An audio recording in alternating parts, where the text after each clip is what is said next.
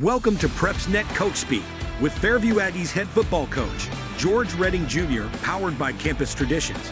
Here's your host, Aubrey Johnson. Welcome in, Coach. Hey, thank you. Appreciate you having me. All right, so it's been 3 weeks. We actually haven't had a show since the preseason, and now you've played 3 games, 3 excellent games, by the way.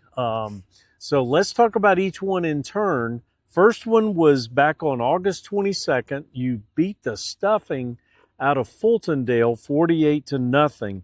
Tell us about that game. Well, I mean, I was super proud of our guys, and I think the energy and the effort that we played at, you know, that first game and you're on your road, you kind of want to see, you know, you're kind of not sure exactly what you're going to see and where we're going to be at. But I was proud of our guys and at the level and the speed that they played at. And we were able to make some plays. We made some plays somewhat consistently. We still had those first game errors, some alignment issues and some timing issues.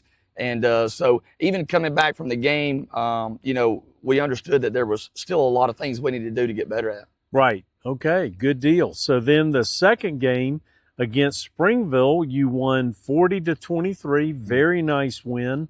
What took place in that game? Well, you know, that game I was proud of our guys and showing some maturity. We we stalled out early, 3 and out. And we actually gave up a big play on the first play defensively. And it was something that we kind of expected. But, you know, we had a little bit of a coverage bust there. But, you know, our guys just settled in and showed some maturity and just understood that it's a 48-minute game. Right. And nobody's going to win the game on one play.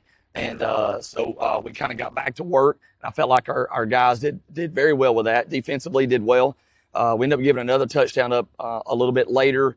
We had a little mess up on a kickoff, then a penalty that kind of set them up on a short porch, and then had another coverage bust. So there was a lot to take from that game. You know, even though we showed some growth, we still showed the areas that we still got to grow at in our assignments and communication. Sure. All right. Very good. So then this past Friday, you played West Point, and you really pasted them 48-14.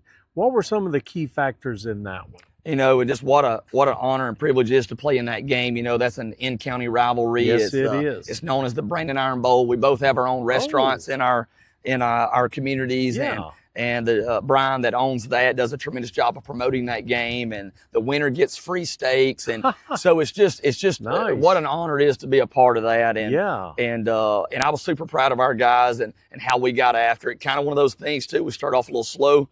And in our defense, we fumbled early in the first drive there, and the defense had to really step up, and they were able to hold them out of the end zone on a 4th and short, and that really just kind of set the tone for us after that. And I felt like we got going. We did have some errors. We had some drop balls on some point opportunities, so I felt like we still left a lot of points on the field that we could have got, you know. But we continue to maintain who we are.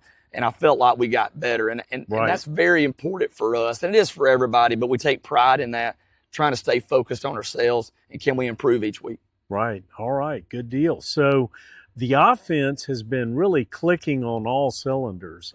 You've been averaging through 3 weeks 43 points a game. Who has stood out on that side of the ball? Well, you know, and it's hard to just say any one person. I think with the structure of our offense, it's important that we establish things up front. So I'm proud of our offensive line, and that was a place where we had some new faces this year. Right. So those guys coming in and really being able to help us was going to be very important. Sure. Even though we had, you know, the Latham boys were returning, Evan Smith was returning up front, you know, they had to try to mesh that unit. And they're doing a good job of that each and every week. I felt like our receivers have done a good job blocking on the edge and making some plays. And I think our backfield, we had returning running back, returning quarterback. Both those guys have done tremendously well. And then we've had some guys that's kind of added into the mix with getting some reps at the running back position. So it's just as a whole, it's so important for everybody to pull their weight. And I'm proud of our guys offensively, what they're doing. Right. I still believe there's so much more what we can improve on, and we're working on that every day. Okay, very good. Let's look at the defensive side. Through 3 games, they're holding the teams on average to 12 points a game, doing a really, really good job. who are some of the big hit men on the defensive side that you're leaning on? Yeah, I think, our stack linebackers have done a good job with, Colby and Evan and Jake. Also, our safeties, you have Colt Redding, Connor Scott, and Jay Stevens. Right. Those guys have really done a good job with just filling and fitting at a fast pace. I'm super proud at the speed that our defense is playing at. We do have a ways to go with some of our run fits. We've gotten out of position at times, but that's going to happen when you're playing fast, and we just really try to promote our guys to try to be in the right place. We want you to be there fast with tremendous effort and urgency. And I do like what our defense is doing. I do think they're playing with lots of urgency. Okay, good deal. So by this time of year, you're full of bruises and bumps and scrapes and that sort of thing. But have you encountered any major injuries to this point? Well, we had, we lost a receiver back in the summer that we're looking forward to get back towards the end of the year. And we did lose another receiver a couple of weeks ago to a broken collarbone. He had surgery, and all that went well. And the awesome thing is they plated it, so he'll be able to get back faster. And that was his goal, was like, I just wondered, what can I do to get back faster? Right. So, we're really excited for the recovery process for him and to get back. But, other than that, we're healthy. And, and our guys are doing a good job of trying to take care of themselves. It's 5A football. You're going to have to, and we've talked about this a lot, nobody's going to play at 100%. No. And you're trying to figure out at what level you can play while you're maintaining some things. So I'm proud of our guys and what they're trying to do to get themselves ready every week. All right, good deal. So this Friday, the 12th, you have a region game against Ardmore. Mm-hmm. Now, Coach, they've won their first two games by 38 and 42 points, respectively. Then they ran into a buzzsaw called Priceville, and they lost 49-13. What do you expect to see from the Tigers? We expect to see a tremendous football team, and Coach Snyder does a phenomenal job, and would love to consider him as a friend, and just a great person, and really respect how he leads his program and the character that his kids play with, which is very important for us as well. So we respect that tremendously. Coming back from last year, they're just about their whole O-line's there. Their quarterback's back, 2 running backs are back, a receiver's back. They have all the pieces there, and they fly around defensively. So we're definitely looking for a tremendous football team to come in here, and I know they probably feel like last week definitely didn't go the way they wanted to. So we definitely feel like Ardmore's going to come in extremely hungry and ready to play, and we're excited about that. We're excited about that opportunity that we have to play. It's another region game, and so we're looking forward to Friday. Okay. So the last question's a little bit different, but I think people in the audience would like to know. Okay. What does a typical game day look like for you and your team?